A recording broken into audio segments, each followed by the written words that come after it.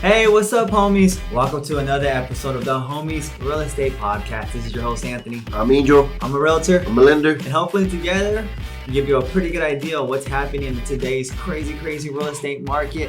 It's the beginning of the month. You know what that means? Time to go over the numbers for Los Angeles County. Did the market go up? Did it go down? Can we expect prices to continue to go on this crazy route that they're on right now? So let's go ahead, Angel, and let's jump into it. I'm going to go rocket rounds, just real quick numbers. So median sales price for Los Angeles County, it increased. It's now $818,000. It's increased $97,000 since January of 2021 and about $180,000 since January of 2020. When we look at median days on market, homes are selling faster than they've ever sold before. That's 9 days on market as of right now. For active listings did go up. Some good news for buyers there. So we're having a little bit more inventory hitting the market. When we look at inventory month supply, that means if there was normal homes listed in Los Angeles County, how long would it take for the current inventory to be sold? Right now, we're sitting at 1.9 months. That's extremely low. Remember, balanced market by 5 to 6 months. 6+ months is a buyer's market. So we're in an extreme seller's market right now. Now, when we look at median price per square foot, this is also a really important indicator of the trajectory of price, right? It's increased from $521 in April of 2021 to now $544. That's a $23 increase. That's the biggest increase that we've seen in quite some time. And then lastly, when we look at closed volume, right? And if you've been following the market, you've been noticing that we've been setting some crazy records for closed volume. It actually decreased. We were expecting it to increase. So it decreased from $16.4 billion in April 2021 to $15.05 billion in May of 2021. That's still extremely high, right? That's 200% higher than what we had last May, and about $5 billion higher than what we had in May of 2019. So it's still really high, but we're just expecting to continue to trend upwards because that's what we typically see. So Angel, let's go ahead and recap this together. What catches your attention here about the median sales price in Los Angeles County? Like we predicted, we thought it was going to keep going up. So I think I said about 25,000 last podcast, and it was about 21,000. So it's a little off, but it should continue to go up as we hit summer months, hotter months, more people buying. Yeah, absolutely. So what's been really crazy is that we've pretty much had this like straight spike. And if you're following us on YouTube or on our Instagram, you'll be able to see these charts, right? But a $97,000 increase since January of 2021, right? In May of 2020, we're at 638,000. So it's about 180,000 increase since then as well, right? So that's a lot of appreciation that homeowners are getting. And what we're seeing right now is that even though homes are selling over asking price, it seems like homes are still appraising, and sometimes they're appraising under what the purchase price is, right? So over what the purchase price is. So sometimes you're purchasing a property with equity. I've gotten lucky that a majority of my buyers have either purchased their property at appraised value or sometimes shorter than appraised value. So they're purchasing it with equity, which everybody loves, right? So Angel, anything that like on the lender side of things, have you been noticing that as well? Like have a lot of your properties that you've been putting it into escrow and closing deals on, have they been appraising for value or no? Yes and no. Honestly, most people, what they're seeing now is it's short of appraisal for sure because how much people are overbidding for properties. I've been lucky. I haven't got anything too crazy, like where there's a big discrepancy, like $20,000-$30,000 difference in the purchase price and appraised value. But I do know that is happening quite a bit right now, just because people are overpaying for properties. But again, that appreciation will meet that purchase price if it is under in a very quick time. Gotcha. Absolutely. Yeah. So like we're seeing here, every month we're seeing like a pretty much $20,000 increase. So yes, if you purchase and your property is $20,000 short of appraisal, just expect it to hit that probably in the next month or 2 months, right? We really don't see or project prices going down anytime soon. That's the trajectory of the market right now. Angel, I want to look at supply because obviously supply and demand, that's what influences prices, right? So when we look at active listings did go up, but it's still down 26.8% compared to what we had last May. What catches your attention about this? It's a good sign that it's going up, right? Of course, we want more active listing. We want more month supplies, but we're still far away. We're still a long way to getting to that balanced market that we would like. But at the same time, this is going to continue to drive those prices up, right? With the low supply means, again, supply and demand. Low supply is going to bring that demand up. So, like Anthony said, we expect to continue to see prices increase. Yeah, absolutely.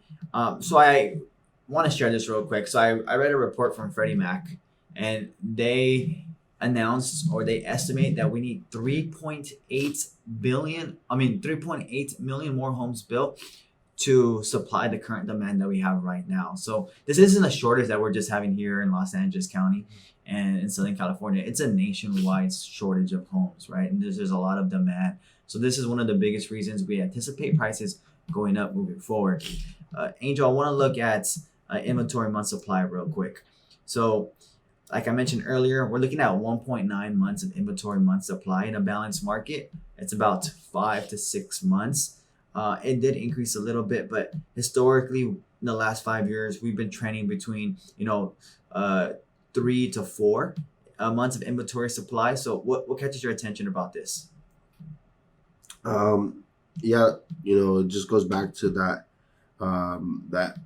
another factor as to why homes are going to continue to increase, right? Good sign it went up.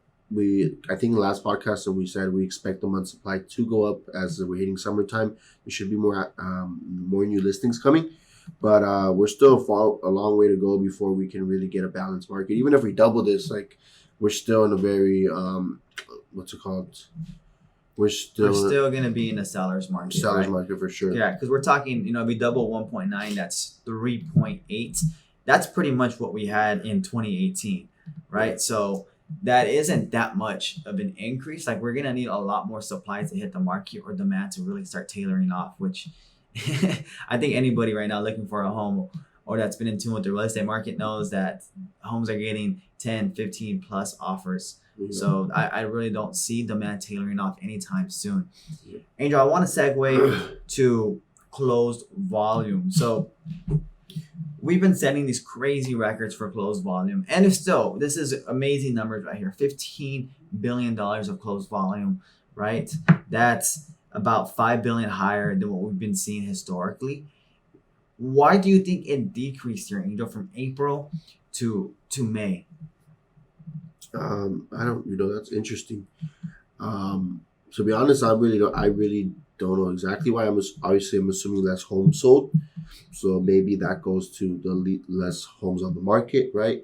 Because there's definitely, the buyers are there, the demand is there. So I'm just gonna make the assumption that less homes were sold in this last month. But I do expect it to go back up to the 16 billion mark in June and July.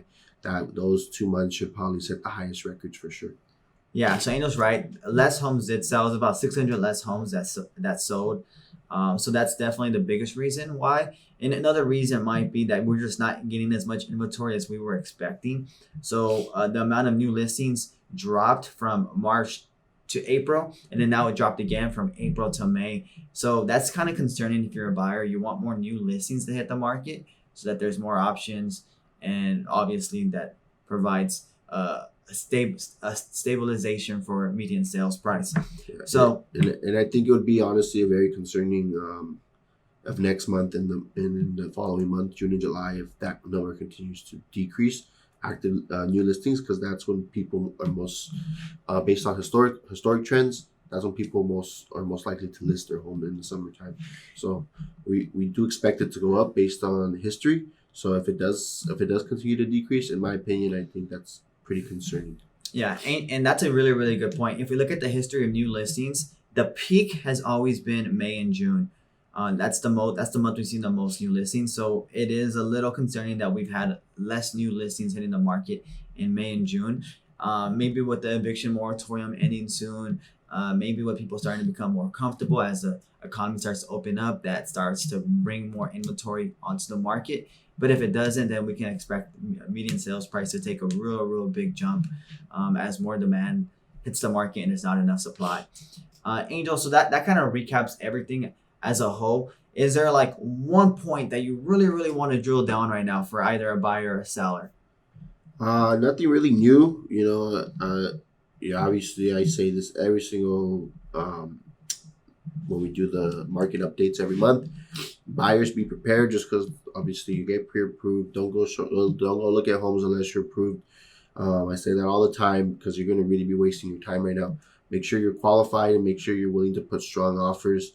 Have a realtor and have a lender that are going to push you to put those strong offers, and don't be scared to put those strong offers, because that's what's gonna be needed. Those are the steps that are going to need to be taken to get your offer accepted. Sellers, if you guys want to sell, based on this right here, this tells you everything. Market, very low demand or very low supply, for properties. So you should definitely be looking at listing your home. Yeah, absolutely. So Angel nailed one critical point there. Make sure you're pre-qualified before you start looking at homes and submit a strong offer out of the gate. Can't emphasize this enough. I had a scenario happen recently where a realtor told me that they're going to be reviewing offers after the weekend.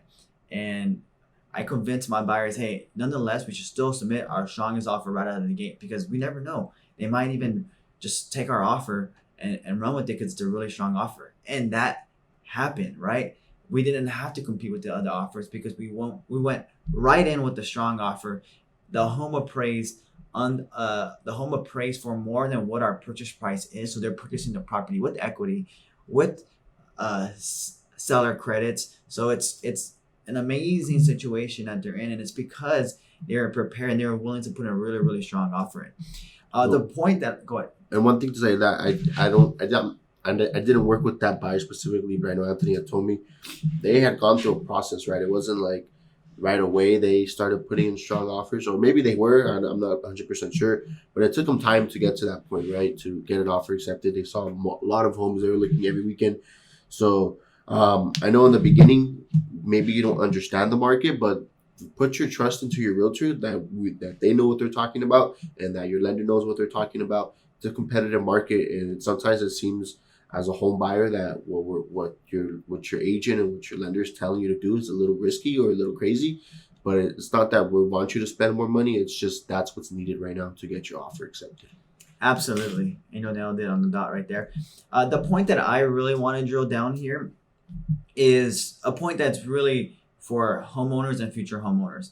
So the median sales price for a home in January 2016 is $502,000, right?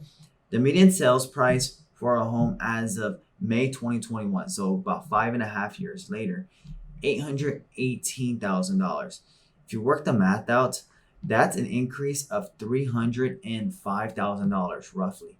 So just by owning a home, right, the median homeowner earned about $300,000 in appreciation, in equity. That's not to mention principal pay down. That's not to mention tax write-offs. That's not to mention the pride of home ownership. So I really want to instill that, yes, it's a little bit tough to get your home, but once you get into your home, there's tremendous benefits that you get from it. So please, home buyers, keep your head up. The American dream is right around the corner. You just got to continue to keep at it and don't get discouraged with the current state of the real estate market. Amen to that. That is on point for sure. With that said, thank you, homies, for joining us for this podcast. We're going to go over the Orange County numbers pretty soon. So if you want to look at the Orange County real estate market, stay tuned. Thank you, guys. Hey, homies, it's Anthony. This podcast contains my opinions and is for educational purposes only. It does not guarantee any projections and should not serve as a basis for any purchase or sale in real estate.